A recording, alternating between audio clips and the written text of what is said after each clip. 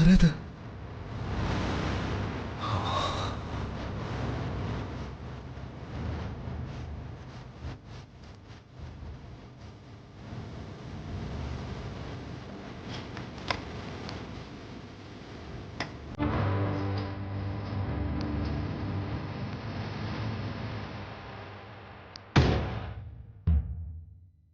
കാഞ്ചി തരാടി, ഇന്ന് ഞാൻ കണ്ടുപിടിക്കൂടെ.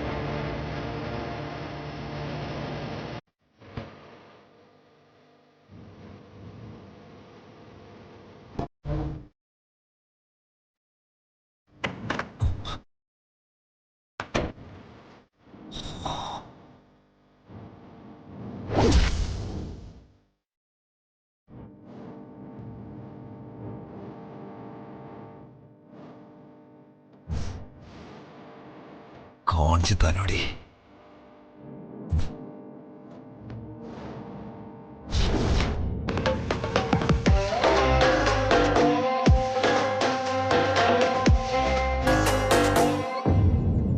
എന്റെ കൃഷ്ണ, മാധവ, മനോജ് സംബന്ധ വീട്ടിൽ നിന്ന് പിണങ്ങി പോകുന്നതിന്റെ കാരണം നിങ്ങൾ ആരും അവനോട് ചോദിച്ചില്ലേ? ഇല്ല. കുറുപ്പാ ആള്. ഒരു ഗതിയും പരഗതിയും ഇല്ലാത്ത മനോജെ ഒറ്റ മോളായ കരുതിയെ പ്രേമിച്ച് വിളിച്ചിറക്കിക്കൊണ്ട് പോകുന്നതിന്റെ പകയും ദേഷ്യവും ഒക്കെ അയാൾ ഇപ്പോഴും ഉള്ളിൽ സൂക്ഷിക്കുന്നുണ്ടാവും. മനോജിന്റെ ചങ്കി തട്ടുന്ന അനുഭവം വല്ലതും കുറുപ്പിന്റെ ഭാഗത്തുനിന്ന് ഉണ്ടായി കാണും. അതാ അവൻ ഇങ്ങോട്ട് പോന്നത്.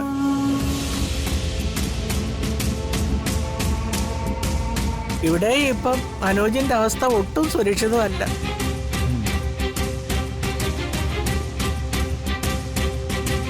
പകയുള്ളവനാ പ്രകാശൻ. പണത്തിന്റെ കാര്യത്തിൽ ഒടുങ്ങാത്ത ആർത്തി. പണം മോഷ്ടിക്കാൻ ശ്രമിച്ച മനോജിനോട് ഇനിയും അവൻ ക്ഷമിച്ച മട്ടൊന്നുമില്ല.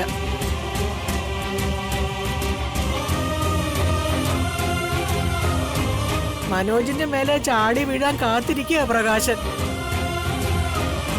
തമ്മിൽ തർക്കവും വാക്കേറ്റവും ഒന്നും വേണ്ടെന്ന് നീ പ്രകാശനോടൊന്ന് പറഞ്ഞ് മനസ്സിലാക്കണം. ശരിക്കൊന്ന് ഉപദേശിക്കുകയും വേണം. മുറിയിൽ കയറി പണം മോഷ്ടിക്കാൻ ശ്രമിച്ചു എന്നുള്ള ദേഷ്യ പ്രകാശേട്ടന്. അല്ലെങ്കിൽ അവൻ അറിഞ്ഞുകൊണ്ട് ഒരു 10 പൈസ കൊടുക്കോ? 1 രൂപ ഈ വീട്ടിലെ ആവശ്യത്തിന് വേണ്ടിട്ട് അവൻ ചെലവാക്കിയിട്ടുണ്ടോ? അറുത്ത കൈക്ക് ഉപ്പ് തേക്കാത്തവനാ പ്രകാശൻ.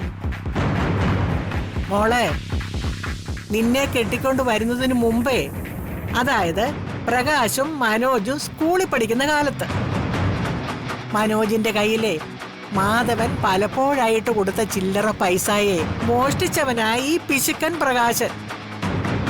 മനോജ് അത് കൈയോടെ പിടിച്ചു. അപ്പൊ പിന്നെ വളർന്നു വന്നപ്പോഴും അത് മനോജിന്റെ ഉള്ളിലും കാണാതിരിക്കുവോ? മനോജിന് ആവശ്യം വന്നപ്പോ അവനും പ്രകാശന്റെ പണം ഇസ്കി ഊതിപ്പെരിപ്പിച്ച് വലുതാക്കിയതാരാ? ഈ പ്രകാശം തന്നെയാ. എങ്ങനെ കഴിഞ്ഞിരുന്നൊരു കുടുംബമാ.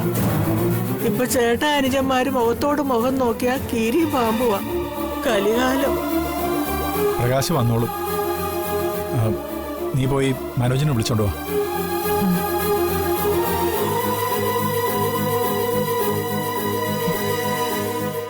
പ്രകാശേട്ടൻ വരുന്നുണ്ട്.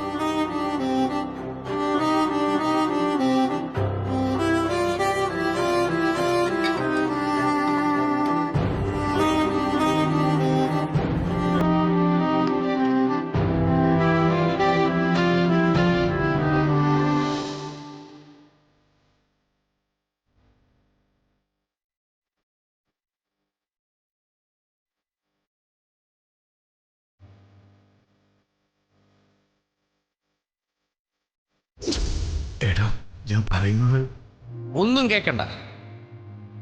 കള്ളന്റെ ഒരു കുംഭസാരം. ബസ് സ്റ്റാൻഡും റെയിൽവേ സ്റ്റേഷനും ഒക്കെ തേടി പോകാൻ നീ അനാഥനൊന്നുമല്ല. ഇവിടെ എല്ലാവർക്കും വേണം നിന്നെ.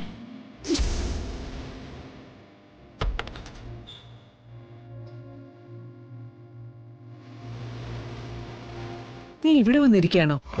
വാ, ആഹാരം കഴിക്കാം. വേണ്ടമ്മേ, എനിക്ക് വിശപ്പില്ല. വിശപ്പൊക്കെ വന്നോളും. നീ വാ, എല്ലാരും അവിടെ കാത്തിരിക്കുക. വേണ്ടമ്മേ, അമ്മ പോയി കഴിച്ചു.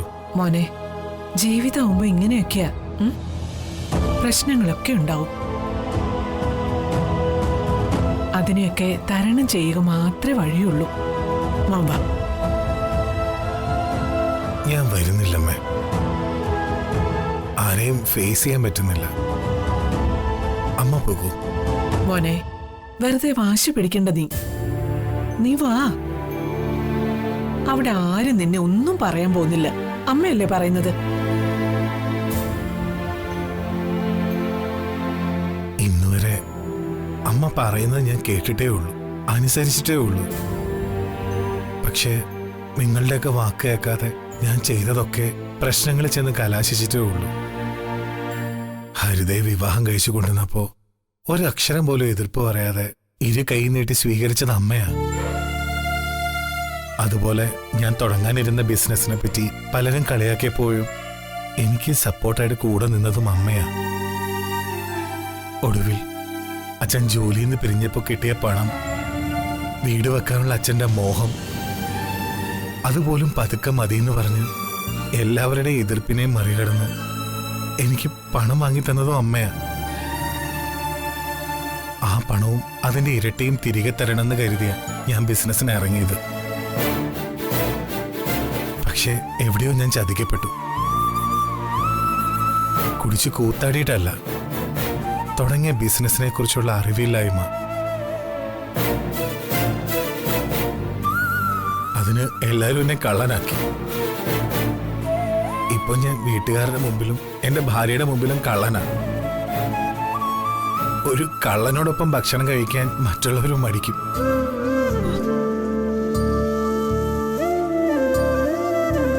അമ്മയുടെ നല്ല മനസ്സിന് അമ്മ എന്നെ വിളിച്ചു. പക്ഷേ ഞാൻ വരുന്നില്ലമ്മേ. മോനെ, നീ എന്റെ വയറ്റിൽ പിറന്ന മോനാ. നിന്നെ മാറ്റി നിർത്താൻ ഈ അമ്മയ്ക്ക് പറ്റില്ലടാ. ഒരു മകന്റെ തെറ്റുകൾ പൊറുക്കാൻ ഈ ഭൂമി മലയാളത്തില് അവനെ നൊന്തു പ്രസവിച്ച അവന്റെ അമ്മയ്ക്കല്ലേ കഴിയൂ.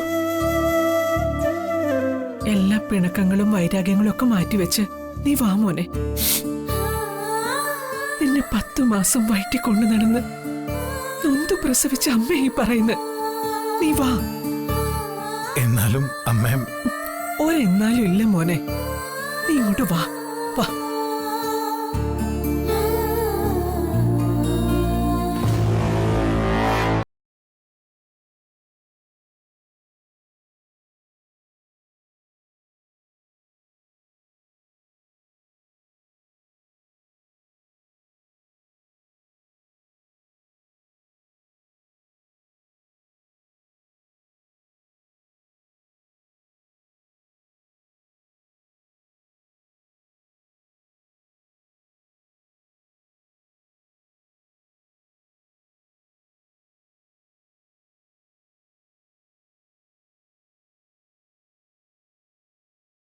ഇതുവരെ ആ ശീലവും ഇല്ല.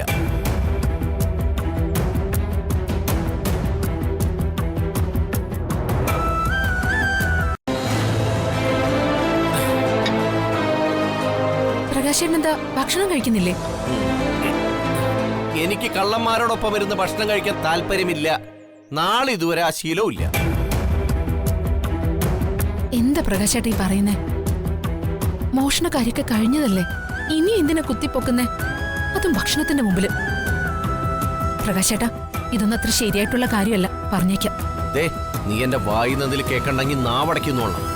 ഇല്ലെങ്കിൽ അടിച്ച് കരണക്കുറ്റി പൊട്ടിക്കും ഞാൻ.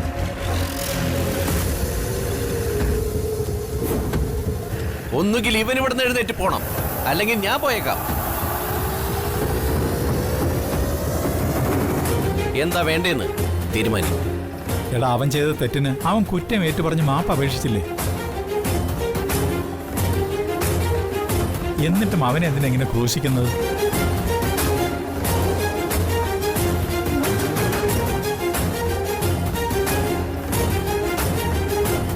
ഞാൻ കാരണം ആരും ഭക്ഷണം കഴിക്കാതിരിക്കേണ്ട. നീ അവിടെ ഇരുന്ന് ഭക്ഷണം കഴിക്കടാ. ഇരിക്കടാ അവിടെ.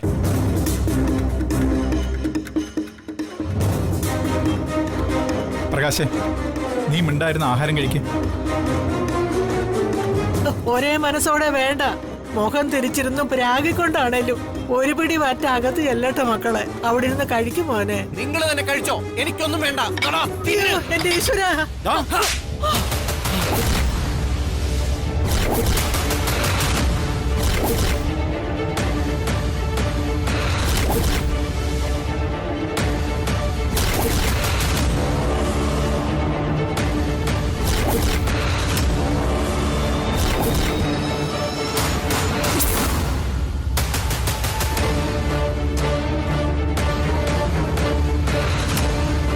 ഇവിടെയുള്ളവരൊക്കെ കള്ളന് കഞ്ഞി വയ്ക്കുന്നവരാ.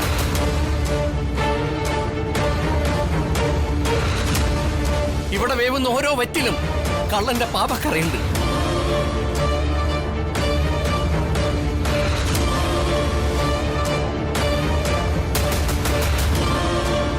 അങ്ങനെയുള്ള ഭക്ഷണം എനിക്ക് വേണ്ട.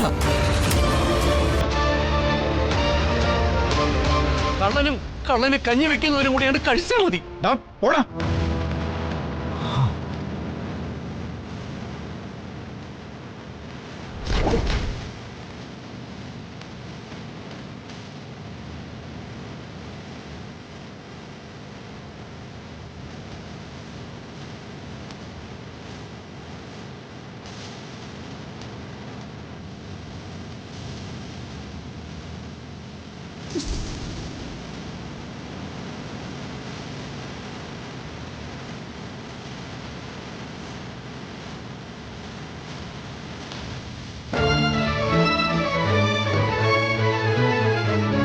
എന്റെ ഈശ്വര, എന്തൊക്കെ ഈ കാണുന്നേ?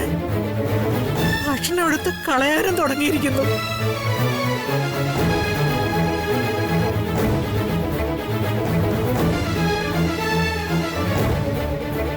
ഒരു കുടുംബം നശിക്കാൻ ഇനി എന്താ വേണ്ടത്? തനി മൂദേവി വിളയാട്ടം തുടങ്ങിക്കഴിഞ്ഞില്ലേ?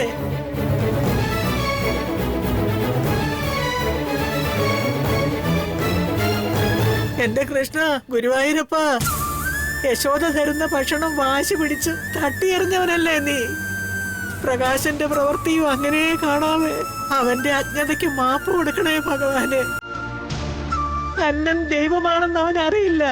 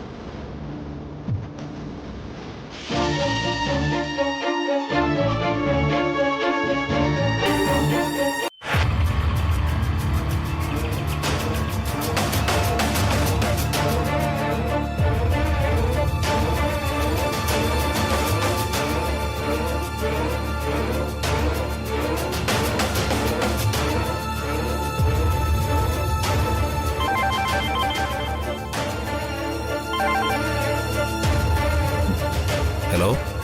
ആ മോനെ, ഞാനാ. അച്ഛനായിരുന്നോ? എന്താ അച്ഛാ? ആ മോനെ, വർഷയും മോനെയൊക്കെ കണ്ടിട്ട് കുറെ നാളായി. ഒന്ന് കണ്ടിരുന്നെങ്കിൽ കൊള്ളായിരുന്നു എന്നൊരു തോന്നല്. വയസ്സായി വരുന്നതിൻ്റെ ആവും. ആ, പറ്റുമെങ്കിൽ മോൻ വർഷയും കൂട്ടി ഇവിടെ ഒന്ന് 2 ദിവസം നിൽക്കും നിങ്ങൾ. അല്ല മോൻ എന്താ ഒന്നും പറയാത്തെ? ആ, അച്ഛാ അവിടെ വന്ന് നിൽക്കുന്നത് എനിക്ക് സന്തോഷമുള്ള കാര്യം തന്നെയാ. ആ അച്ഛൻ തന്നെ അത് നേരിട്ട് വർഷയോട് പറ. ആ ആ ആ മോൻ വർഷയുടെ ഫോൺ കൊടുക്ക്. ആ, ആ, അത് വർഷ ഇവിടെ ഇല്ല. ആ ആ അവിടെ ഇല്ലേ? അവളെവിടെ പോയി? ആ, ഉണ്ട്. അവള് അവള് കുളിക്ക. ആ വർഷ ഇറങ്ങിയാലുടൻ ഞാൻ അച്ഛനെ അങ്ങോട്ട് വിളിക്കാൻ പറയാം. ആ ആ ശരി. ആ, പിന്നെ അച്ഛന് സുഖം തന്നെയാണല്ലോ അല്ലേ? ആ പിന്നെ നല്ല സുഖം. അപ്പോ വർഷം വരുമ്പോ അങ്ങോട്ട് വിളിക്കാം. ആ അല്ല മോൻ്റെ ബിസിനസ്സൊക്കെ ഇപ്പം എങ്ങനെ? ആ ഹലോ ഹലോ കട്ട് ചെയ്തു.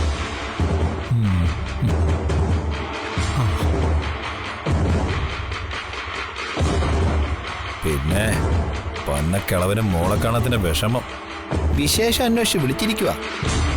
2 ദിവസം അവിടെ ചെന്ന് നിൽക്കാൻ, അതും വർഷം കൊണ്ട് നിന്നത് തന്നെ.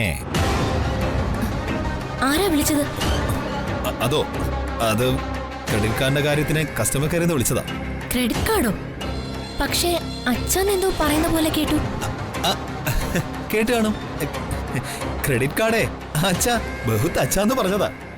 ആണോ? ആ എന്റെ അച്ഛനെയും അമ്മയും കണ്ടിട്ട് കുറെ ദിവസമായി.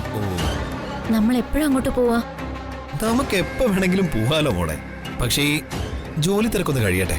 അത് കഴിഞ്ഞ് ഉടനെ തന്നെ നമ്മൾ 2 പേരും കൂടെ ഒരുമിച്ച് പോകുന്നു. കൈ നിറയെ ഗിഫ്റ്റ് ഒക്കെ വാങ്ങിയിട്ട് അടിച്ചു പൊളിച്ചങ്ങ് പോവാം. എന്തു പറയുന്നു? താങ്ക് യു ഏട്ടാ. ടിഫിൻ എടുത്ത് വെച്ചിട്ടുണ്ട്. ഇന്ന് ഏട്ടന്റെ ഫേവറേറ്റ് ഐറ്റം പഴംപൊരിയും ചായയും. Good good. ഇങ്ങനെ ആവണം ഭാര്യമാരാ. വേഗം പോയി എടുത്തു വെക്ക. ഞാൻ ശരി.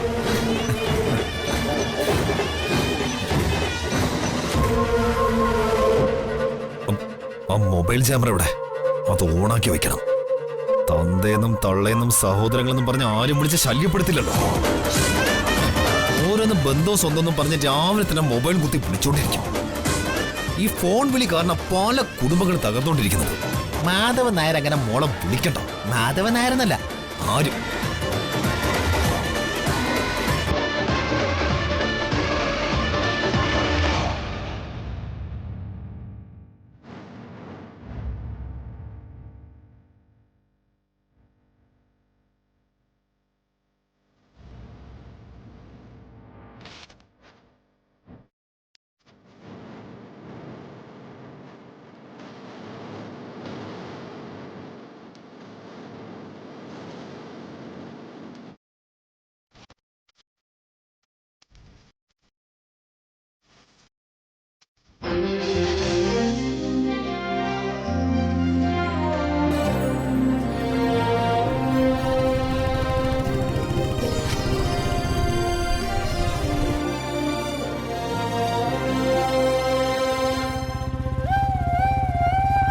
വന്ദന, വന്ദന, ഇത് ജഗനായിരുന്നോ? പുറകിലൊരു ബൈക്ക് വരുന്നത് കണ്ടപ്പോ ഞാൻ കരുതി വല്ല പൂവാലിനും ആയിരിക്കുമെന്ന്. എനിക്കെന്താ പൂവാലനായിക്കൂടെ? പൂർവ്വ പൂവാലൻ. ഈ പൂർവ്വ വിദ്യാർത്ഥി എന്നൊക്കെ പറയുന്ന പോലെ. അല്ല, ജഗനെന്താ ഇവിടെ? ഞാൻ വന്ദനെ കാണാൻ വീട്ടിൽ പോയിരുന്നു. അപ്പോഴാ അറിഞ്ഞത് അമ്പലത്തിലേക്ക് പോയെന്ന്. എന്താ ജഗൻ, പ്രത്യേകിച്ച് എന്തെങ്കിലും ഉണ്ടോ? അത് വന്ദനെ, ഞാനും നീലിമയും തമ്മിൽ കല്യാണത്തിന് ഡേറ്റ് ഫിക്സ് ചെയ്തോ? എന്താ കല്യാണം? നല്ല പെൺകുട്ടിയാ അത്. ജഗന് നന്നായി ചേരും. വന്ദനെ, പ്ലീസ് ഒന്ന് നിർത്തുന്നുണ്ടോ? വന്ദന കരുതുന്ന പോലെ ഒന്നും അല്ല കാര്യങ്ങൾ. എനിക്ക് നീലിമയായിട്ട് ഒരു ബന്ധവുമില്ല. നീലിമയ്ക്ക് എന്നെ കല്യാണം കഴിക്കാൻ ഒരു താല്പര്യവുമില്ല. ഒരുപാട് സങ്കല്പങ്ങളുള്ള ഒരു പെൺകുട്ടിയാണ് അവള്. എനിക്ക് നീലിമയെ കല്യാണം കഴിക്കാൻ ഇഷ്ടമല്ലെന്നും നീലിമയ്ക്ക് എന്നെ കല്യാണം കഴിക്കാൻ ഇഷ്ടമല്ലെന്നും ഞങ്ങൾ പരസ്പരം പറഞ്ഞിട്ടുമുണ്ട്. ജഗനെന്താ നീലിമയെ ഇഷ്ടമല്ലാത്തത്? ആ അതോ,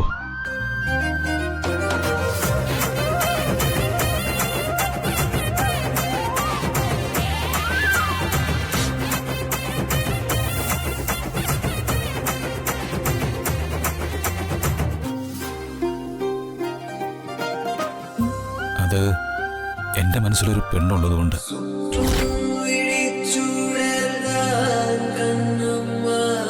സൂര്യ ചന്ദ്രരോ